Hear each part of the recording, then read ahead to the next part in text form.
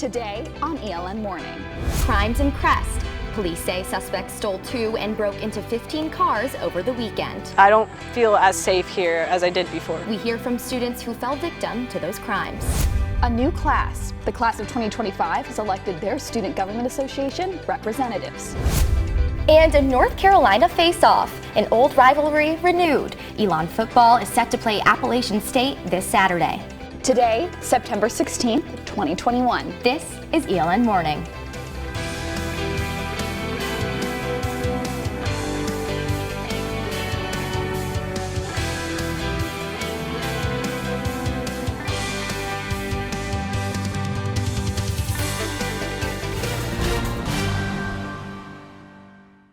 We begin this morning with an ELN alert. Residents in Crest are still on edge after a series of car break-ins right outside their doors.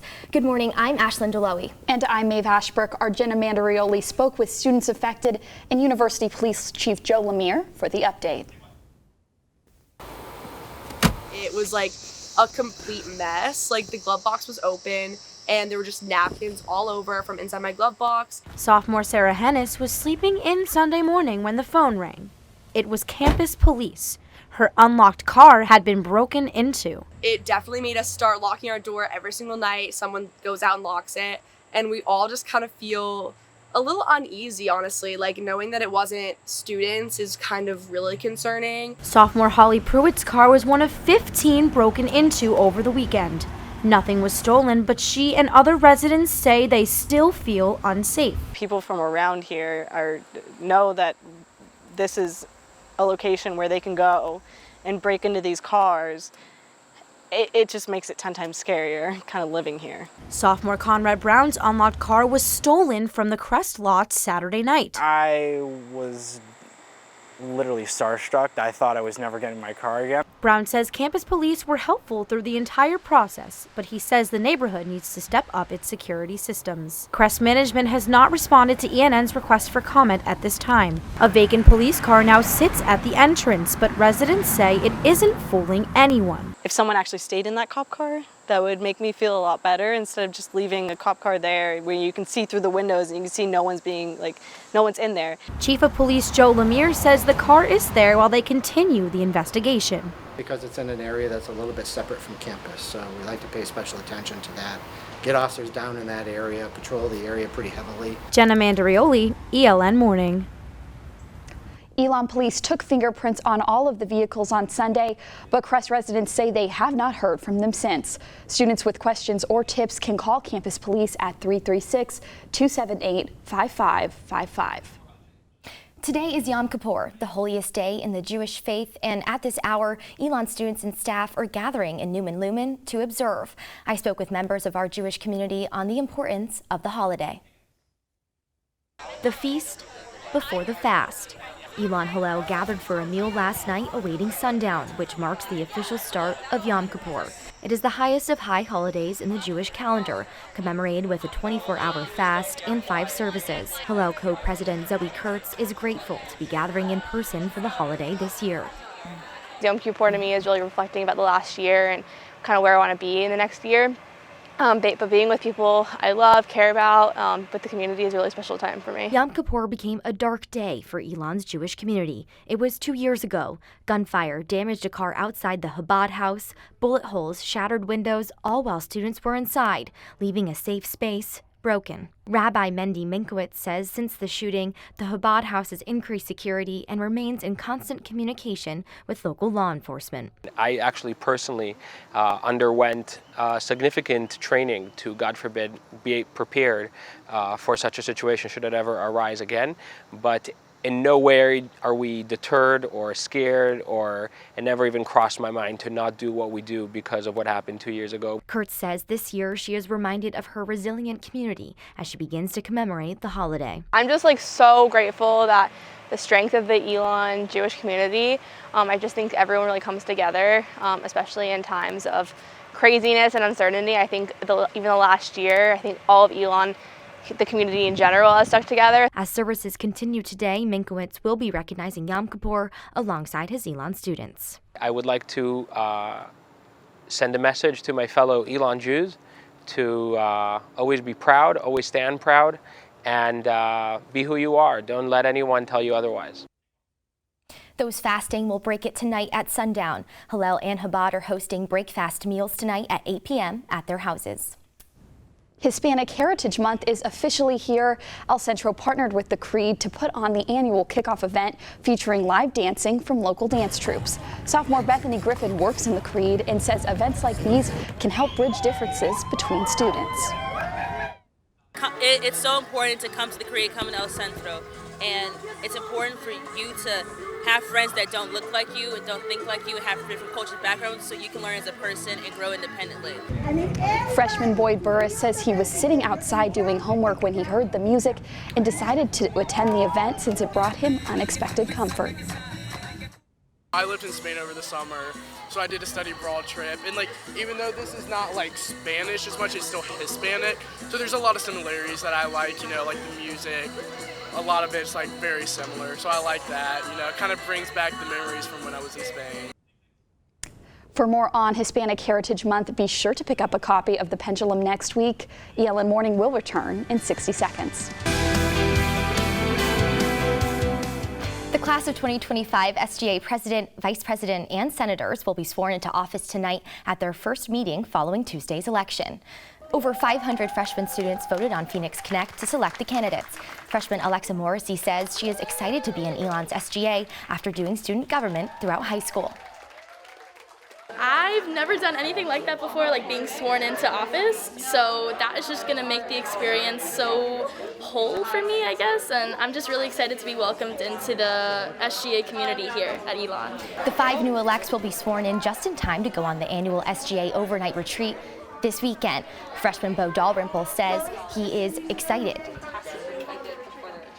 I think it will be great to have a formal process and officially swear in. I'm looking forward to meeting everyone else that I'll be able to work with throughout the year, and I'm excited to see what type of things we're capable of doing.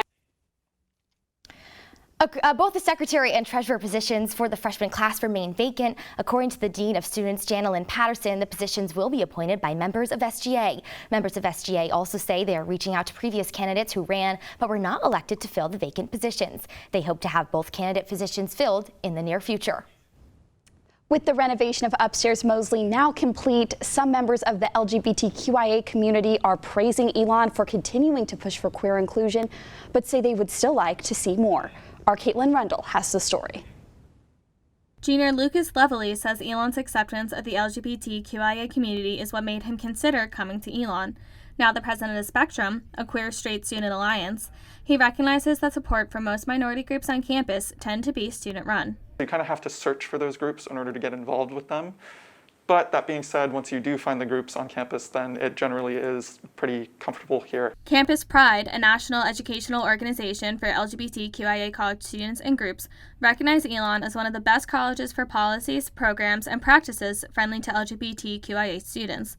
But Lovely wishes that Elon's culture would continue to grow. When we get into weird gender distinctions and sex distinctions and, weird culture around how many guys can hang out with how many girls to get into what parties at what times, those lines get kind of muddied, and then maybe it doesn't become quite so comfortable for a lot of people. For Junior Lily Kays, they hope members of the queer community can be involved in educational events in a way that doesn't tokenize them. I get asked to do a lot of events with certain faculty members, and I'm the point person for these types of issues, and I'd rather be something where, instead of putting that emotional labor on the queer students of campus, the straight people and the faculty in charge and administrators need to do that reading themselves as well. Kay says that there is still work to be done on Elon's campus, but they're happy with the progress. There's nothing that they have done yet that has made me think ooh, we're backtracking. We're taking step backs. It just seems like we're always moving at a constant forward pace. Whether it be slow, it's still forward, and that's important. Caitlin Rundle, ELN Morning.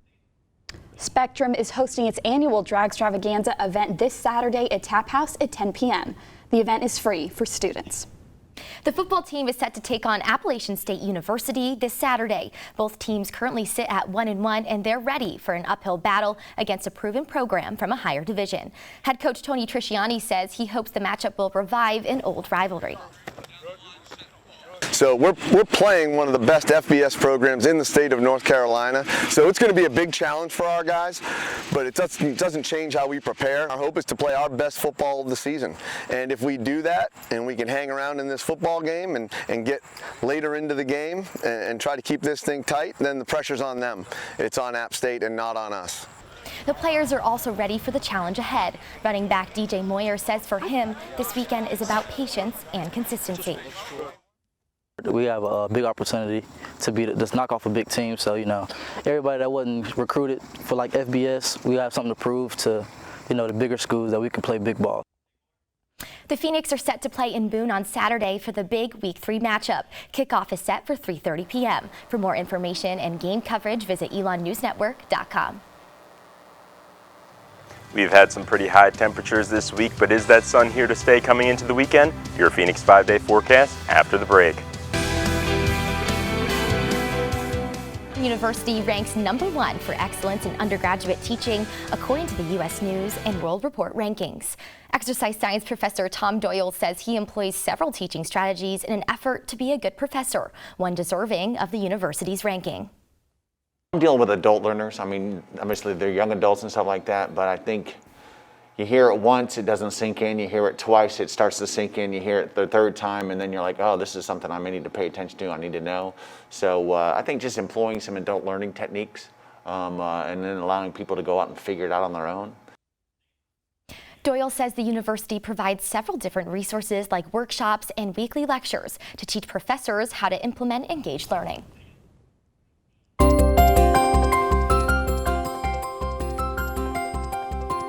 Joining us now for the weather ahead is Andrew Zagari, live under the Oaks. Andrew, good morning. Good morning, Maeve and Ashlyn. It's nice to be out here under the Oaks, and we've got a high of 83 today. But moving into that Phoenix 5-day forecast, we're looking at some mid-80s and upper 60s coming into next week, with the sun making an appearance over the weekend. Tomorrow it's going to be partly sunny with a high of 84 and a low of 66. Saturday we're looking at a high of 86, and on Sunday there's a high of 85. Headed into next week on Monday, we've got a high of 82, and Tuesday we've got some cloudy weather with a high of 81.